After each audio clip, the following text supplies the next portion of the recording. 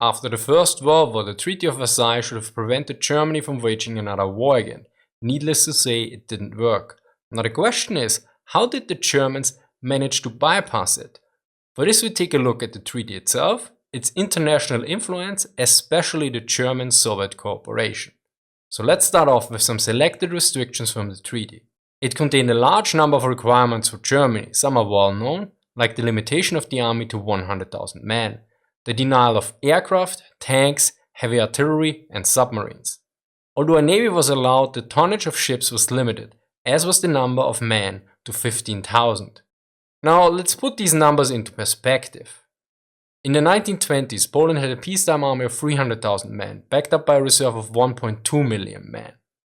Although the active army was only 3 times bigger, Germany had no reserves, since according to the treaty regulations the service time for officers was 25 years, and for non-officers 12 years, thus intentionally preventing the build-up of trained reserves. I quite often point out in my videos the importance of organization in terms of military effectiveness. Germany also had to follow strict organization of its forces, where the number of infantry and cavalry divisions was determined by the treaty, and even the maximum number of officers and enlisted men were noted in the treaty for each unit. To quote, Table number 1, state and establishment of Army Corps headquarters staffs and of infantry and cavalry divisions. These tabular statements do not form a fixed establishment to be imposed on Germany, but the figures contained in them, number of units and strengths, represent maximum figures which should not in any case be exceeded. Additionally, Germany was not allowed to have a general staff, which was one of the key institutions of the 19th century that had a major influence on the military victories of Prussia.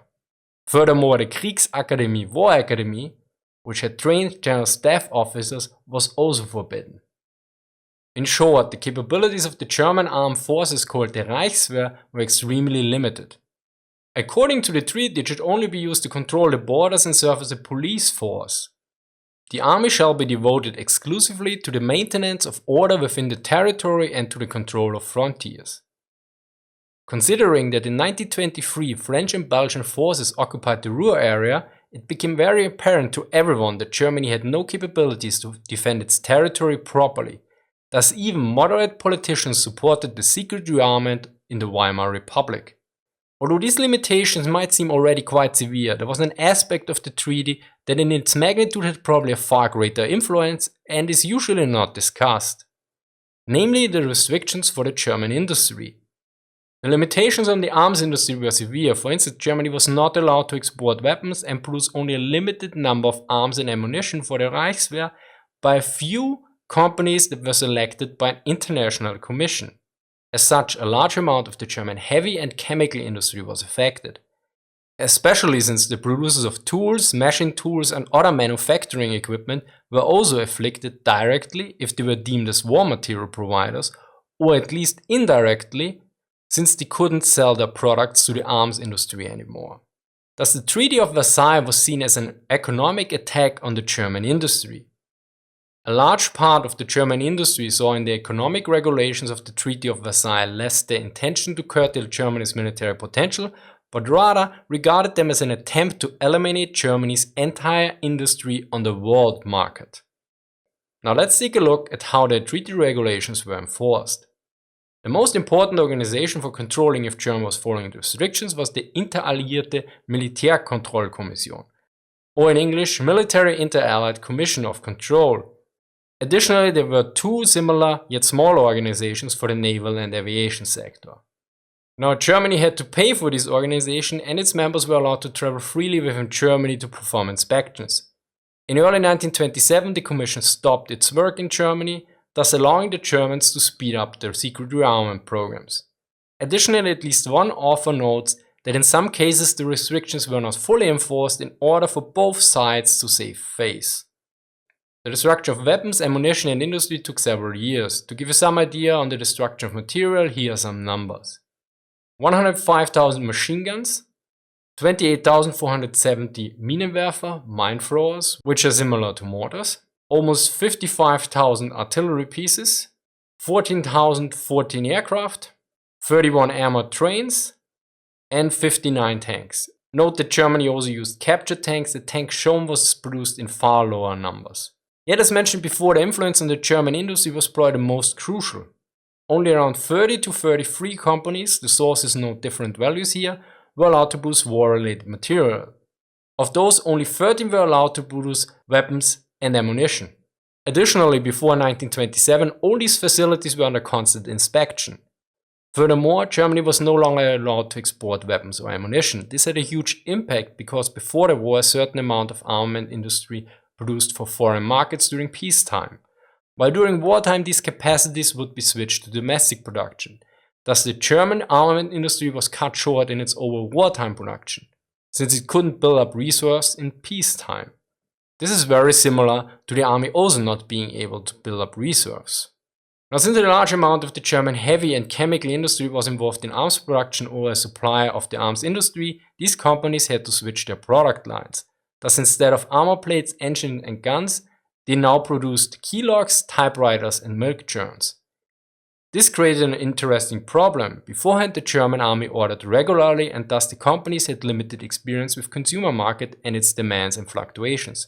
As such, this was not just a switch in the production line, but these companies were faced with completely new challenges in terms of management and marketing. Quite logically, a large number of German industries moved or expanded into neutral countries in order to continue production and export arms. To give a few examples, Rheinmetall in 1919 moved with the help of a Dutch company large amounts of war material into the Netherlands, thus preventing its destruction. In 1924, these materials were transferred to a company connected to Rheinmetall. Additionally, in Switzerland, Rheinmetall acquired several factories near Solothurn. Of course, Rheinmetall was by far not the only company who did this. In the early 1920s, Professor Hugo Junkers had established a Swedish subsidiary, the AB Flygindustri at Lindhem, near Malmö, as one of the many efforts to get around Allied controls.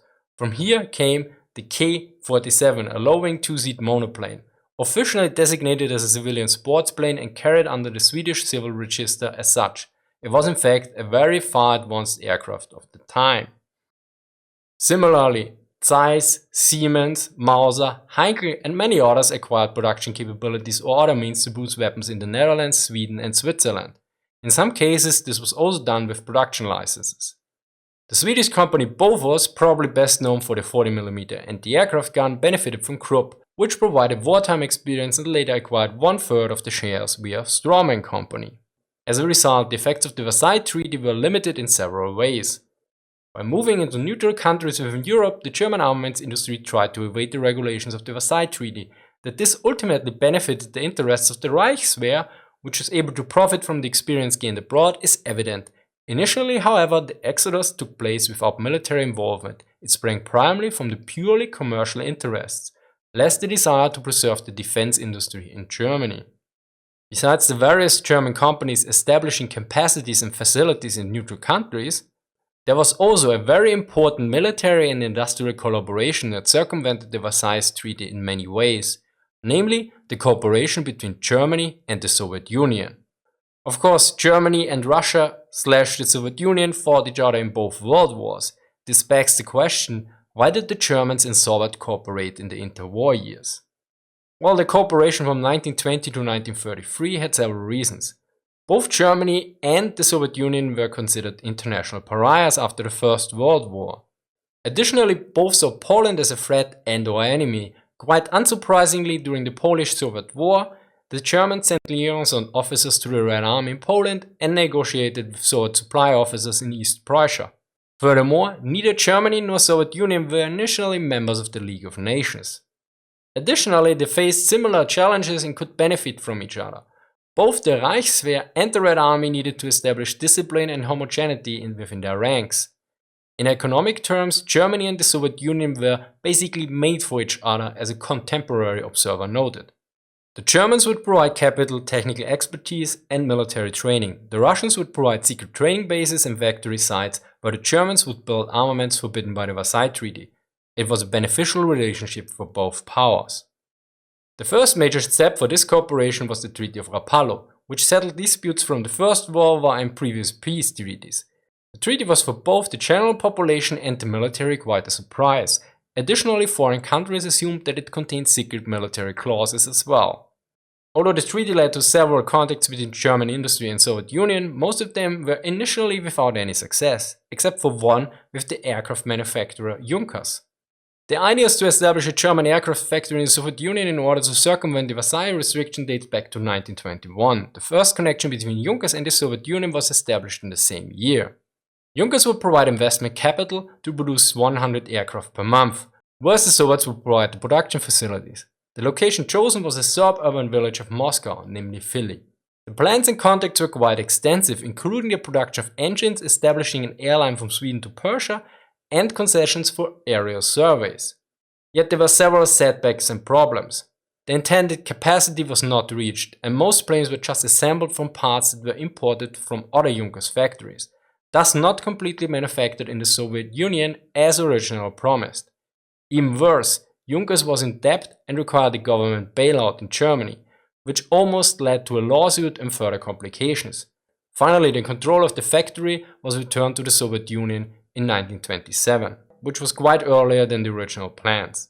Although the factory produced far less than intended, about 170 aircraft in 3 years, this number must be seen in context, because the Soviets only produced 264 aircraft in the fiscal year 1924-1925. The Junkers contract was the first major connection between Germany and the Soviet Union, yet soon more would follow. The aforementioned occupation of the Ruhr area by French and Belgian troops in 1923 sped up negotiations and created various initiatives, especially since Lithuanian troops occupied the Memel territory as well. Thus, an occupation of East Prussia by Poland was seen as a potential threat. Various measures were taken by politicians and officers to acquire weapons. This included both private funding as well as intensifying connections to the Soviet Union, which noted to the German ambassador that the Polish incursion into Germany would not be tolerated. This soon would lead to Germany ordering weapons from the Soviet Union and investments in the Soviet arms industry. The negotiations included visits to the Soviet Union. During such a visit, the chief of the weapons office was positively surprised and noted that the Soviet heavy industry was in good shape and just dormant. Thus it only required orders and funding. The first major German-Soviet military cooperation was the establishment of a flight school at Lipetsk in 1925. 1 year before, Germany already had sent a group of officers as advisors. Officially, they were discharged from the Reichswehr and during their time in the Soviet Union wore Red Army uniforms. The group consists of World War veterans and technical specialists that helped the Soviets with engine test benches, aircraft armaments, and radios. Yet the goals for the flight school that was established were clearly beyond this prior exchange. Die Ziele, die die Truppenamt Luft mit der Schule von Lipetsk konkret verfolgte, beschrieb Wilberg 1926 so: Sie ist zur Bildung einer im kleinsten Rahmen gehaltenen Fliegerstammtruppe geeignet, die die uns fehlende Truppenpraxis ersetzt, jungen Nachwuchs in beschränktem Umfang heranbildet, lufttaktische Erfahrungen sammelt und Anregungen für die technische Fortentwicklung des Geräts gibt. In 1926, Wilbur described the objectives that the Troop Office Air specifically pursued with the School of Lipetsk. It is suitable for the formation of a small-scale flying corps unit, which provides us with the missing military practice, training of junior service members to a limited extent, collecting air tactical experiences, and providing suggestions for the technical development of equipment. The flight school was constructed by the Soviets and financed by Germany. Similarly, the director, flight trainers, and other leading personnel was provided by Germany, whereas the Soviets provided an assistant to the director and mechanics. Quite interestingly, weapons and ammunition should be provided by the Germans as well. In order to keep the operation secret, the German personnel had private contracts that also included clauses on secrecy and clear hierarchical structures. Similarly, any correspondence had to follow a certain set of rules. The basic training was still performed in Germany in civilian training. The best students were selected and sent to Lipetsk in order to train with military aircraft and tactics, which would have been difficult to hide within Germany. The planes included modern single-engine fighters and were provided by the Dutch manufacturer Fokker. The officers assigned to flying duties in the USSR were officially retired from the Reichswehr for the duration of their duty there, only to be readmitted to the army with their rank and previous promotion seniority upon their return. A crucial insight from the training was that the younger pilots without experience soon outclassed the older veterans, thus in subsequent years only young pilots were trained. Training included various aspects and was continually expanded. At one point, the Germans requested a Soviet artillery unit in order to train air-ground coordination, which they provided. Similarly, for reconnaissance training, the Soviets also made a unit available that was observed during deployment by the German planes, giving insights into aerial recon under almost warlike conditions. Although the Germans wanted to intensify this kind of training, the Soviets were quite unhappy with the situation, since from their perspective the Germans had major benefits, whereas their insights were limited. During the 8 years of operation, around 120 men received training as fighter pilots. Additionally, around 100 aerial observers were trained as well. Of course, the experience gained by technical ground personnel was also of great importance. Although the numbers are rather low, you should not forget only hand-picked personnel was sent there. And these men gained crucial experience and thus provided a core of experts and trainers for the future Luftwaffe. In Germany, another 300 men were trained as observers and pilots, thus in 1933 Germany had around 500 well-trained aircrew members. In addition to these, Lufthansa and the Commercial Flying School were available as a reserve force of bomber and transport pilots. Although initially only a flight school, the facilities were expanded to allow weapons testing. This allowed the tests and development of around 6 aircraft types up to production readiness. Additionally, bombs, guns, sights, and radio equipment were also tested and developed. Yet the cooperation with the Soviet Union wasn't limited to planes. The Germans and Soviets also established a tank school near Kazan in 1927. Since Germany at that time had no suitable tanks, training and testing began with foreign tanks, namely 2 British ones. Due to the political situation and the lack of German tanks, the project was delayed several times. Finally, in 1929, the German Großtraktor, large tractor prototypes were ready. In order to maintain the secrecy, the tanks were officially 6 tractors shipped to the Soviet Union for an agricultural project. 1 year later, 4 Leichttraktoren, 4 light tractors, followed. Thus, 10 German tanks and various other tracked vehicles were available for testing and training.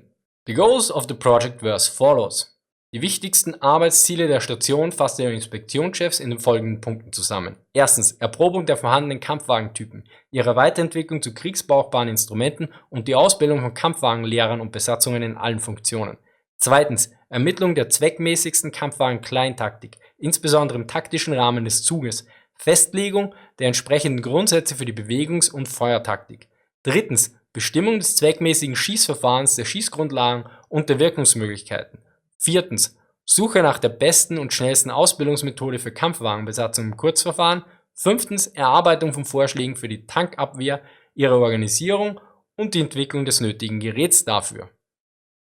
The main objectives of the installation were summarized by the Chief of the Inspection in the following points. First, testing of existing types of combat vehicles, their development into combat-ready instruments, and the training of combat instructors and crews in all functions. Second, determination of the most appropriate combat vehicle tactics, especially in platoon-level tactics, defining the appropriate principles for the movement and firing tactics.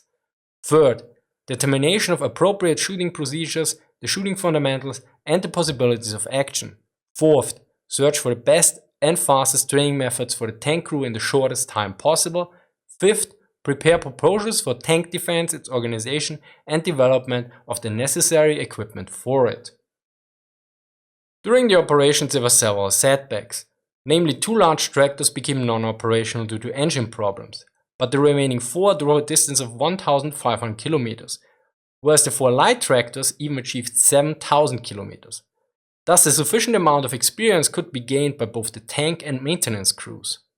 The training focused on creating a core of qualified personnel that should serve as trainers in the future.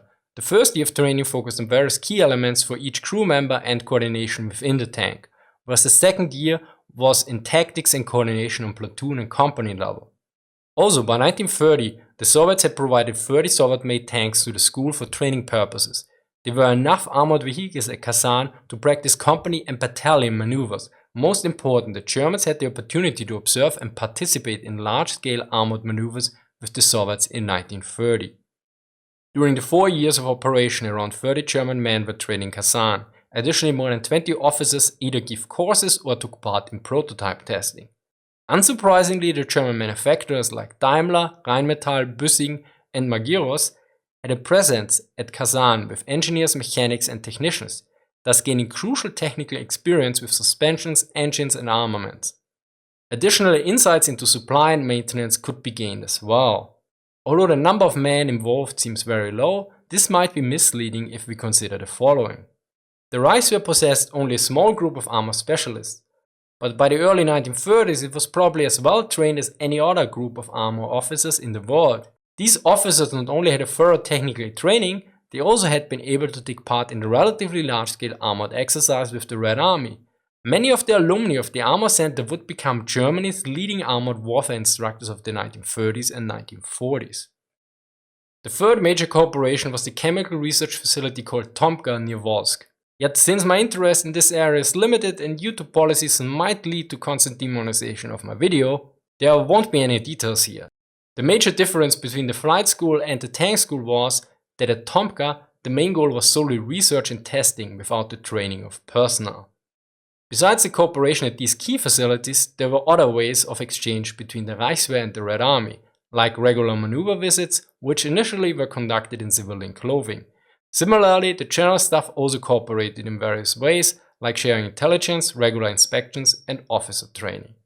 Yet in one area there was a very limited cooperation between the Soviets and Germans, namely in naval affairs. Although the Soviets from the very beginning proposed a cooperation for submarine development and production, very similar to what the army did with tanks and aircraft, the German Navy leadership was rather reluctant. Since its limited benefits, was itself aligning along leading naval powers and was also cooperating with countries that bordered to the Soviet Union. Additionally, Germany had navy advisors in Finland and Turkey that should not be compromised. Furthermore, the German Navy cooperated with Spain and Finland in building and testing submarines. Besides that, the German Navy had a civil engineering bureau in the Netherlands, which also blew submarines for Turkey. The German Navy focused mostly on Spain, but due to British competition with other German companies and domestic problems within Spain, the results were rather limited. Now, besides the German-Soviet cooperation and the industry establishing subsidiaries in neutral countries, there were quite many other measures the Germans took to circumvent the treaty regulations. So let's take a short look at them. Well, let's start off with the fun part. Germany was denied having a general staff, and the Kriegsakademie, the war academy that previously trained its members. In November 1919, when von Seeckt officially dissolved the General Staff, its core, the Operations Section, was preserved in the Truppenamt, Troop Office, which consisted of about 60 officers. Other sections of the old General Staff were simply transferred to other government departments. The Military History section of the General Staff was transferred to the Interior Minister, where it became the section of the Reich Archives. The General Staff Survey and Map section was also transferred to the Interior Ministry, where it became the Reich Survey Office. Thus, unofficially, not much had changed, well, besides the Germans being even pickier about who would be trained than before. Speaking of picky, since from the very beginning the goal of the Reichswehr leadership was rearmament, the focus was to build up a cadre that would allow for a fast expansion of the army. To achieve this goal, it should be transformed into a Führerheer, a leader army. This meant that every rank should be able to fulfill at least the duties of the next higher rank. Thus, enlisted men should act as group leaders, NCOs as platoon leaders, and captains as battalion commanders. Due to a major oversight in the Versailles Treaty, this wasn't even a treaty violation. Although the treaty contained exact maximum numbers of men for each division and its subunits, there was no regulation on the maximum numbers of NCOs. The greatest single loophole in the Versailles Treaty was the lack of any limit on the numbers of NCOs in the Reichswehr. The Germans used this Allied oversight to maximum effect. In 1922, the Reichswehr had 17,904 senior NCOs and 30,740 junior NCOs, corporals and lance corporals. For a total enlisted structure, this was more than half NCOs. The Reichswehr felt free to use NCOs in positions that other countries would designate for officers. Of course, the requirements for an NCO were extremely high. Additionally, the training on the operational level was done on the largest scale possible. In a way, the Reichswehr was thus not a goal, but a journey. Another major issue was the restriction of the treaty to build up any reserves that could be mobilized in case of war. There were many approaches to deal with this limitation by the Reichswehr. One way was to use timely limited volunteers and construction troops. A crucial obstacle was the fact that members of military were not allowed to have connection to sport organizations. Thus, strawmen were used to establish connections to sport organizations that trained the youth in military matters. Sport schools were established in most regions. Additionally, there were also border militias, the Grenzschutz. that was organized on the German borders in Prussia, Silesia and Saxony. Originally these formations were established without the control of the Reichswehr, but were later controlled to varying degrees. Of course, the military effectiveness of these formations was limited, but they also provided moral support for the local population. Although the Treaty of Versailles required soldiers to serve at least 12 years and officers 25 years to prevent the buildup of trained reserves, a regular program of discharging soldiers and officers before the end of the terms of service was established. This helped the Reichswehr build up a reserve of well-trained soldiers and officers whose reliability was undoubted. By 1926, the rate of enlisted discharges per year rose from 12 to 25%. In order to keep the secrecy of various projects and operations, codenames were used. This included different names for people, but also functional names. For instance, active officers at the flight school were called Merker and students Jungmerker. Similarly, tanks were called tractors. For the German-Soviet cooperation, a center in Moscow was established in order to coordinate the various projects. This included regulation on mail and telegram traffic. Any official information in private letters was forbidden, as with diaries or other regular notes. The names of locations in official documents had to use shortcuts. The tank school at Kazan was usually called Kama, which was derived from Kazan and the name of the director. Military ranks were substituted by civilian ranks like professor and director. Speaking of secrecy, let's look at the Shadow Luftwaffe. Whereas the general staff basically continued to exist, this could not be done with the air service. Several attempts to keep at least a minor air force failed. The Reichswehr then attempted to preserve an air force in the form of police air squadrons, equipped with military aircraft, which officially belonged to the German state. By 1920-1921, however, even this small force was ordered to disband. Of course, the Germans established an air force staff within the Truppenamt that was the official name for the forbidden general staff. It included several officers that were assigned for air force planning, training and compiling information on foreign air forces, whereas officially were just regular officers. Like the Reichswehr itself, the Shadow Air Force was a small but completely staffed organization for planning, training and conducting research. Through the air staff, von Seeckt ensured that the framework was left in place around which a real air force could later be built. According to Quorum, almost every army regiment had at least one former air service officer with combat experience serving in them. These officers were fulfilling the normal duties, but also participated in various flying courses and assignments. In order to train pilots within Germany, the Sportflug GmbH, Sportflight Limited, was established in 1924. It was heavily subsidized by the Transportation Ministry and built 10 flight schools in Germany. Of course, officers from the Truppenamt, the Secret General Staff, were assigned to these schools. Tollway detection, gliding was encouraged all over Germany to interest the youth and soldiers to learn the basics of flying. Although gliding might sound quite benign, James Quorum notes, most historians of the Luftwaffe agree that the gliding program played a major role in stimulating interwar aviation interests and research. Although one might assume that the clandestine rearmament reached a new level once the National Socialists came into power, the process was initially far more gradual than one assumes. Besides 1927, when the Inter-Allied Commission left Germany, the year that was very important in the rearmament was actually 1932, thus 1 year before Hitler became Reichschancellor. This was due to the World Disarmament Conference, at which Germany's call for proper armed forces outside of the Versailles limitations was recognized. The goal was to create the 21-division field army as opposed to the existing 10 divisions. The plans for 1933 included the following: reorganization of division outside of the maximum limitations of the Versailles Treaty, establishment of flag, artillery and signal units, motorization and establishment of tank units, increased training for border guard units, recruitment of officers and enlisted men, establishment of cadres for the Air Force and various other measures. Thus, when in early 1933 Hitler became Reichschancellor, initially business continued as usual. This was due to the still tense international situation, thus Hitler played safe, especially since the Reichswehr at this point was still a rather limited state. It was assumed that it only had enough ammunition for 14 days of fighting, besides lacking resources, heavy weapons and aircraft. Hitler noted to the generals that conscription would be reintroduced, but it didn't mention any specific date. Yet funds for the existing rearmament plans were approved early, thus speeding up the process. Nevertheless, in October 1933, the size of the Reichswehr was only 112,000 men, and many of the training programs weren't started. At about the same time, Germany left the League of Nations and the World Disarmament Conference.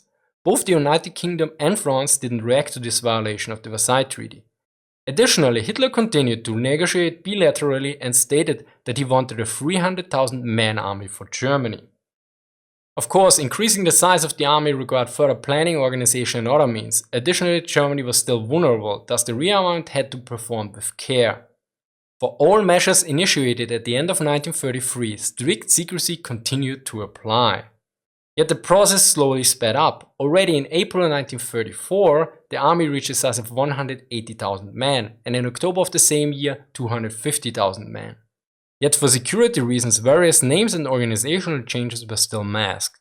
Additionally, in fall and winter, several rearmament operations were kept as silent as possible by orders of Hitler and insistence of the Foreign Office. Finally, in March 1935, a major element of the Versailles Treaty was disbanded, when the law of the build-up for the Wehrmacht was announced, which included the reintroduction of conscription. This also meant that the Reichswehr was renamed into Wehrmacht.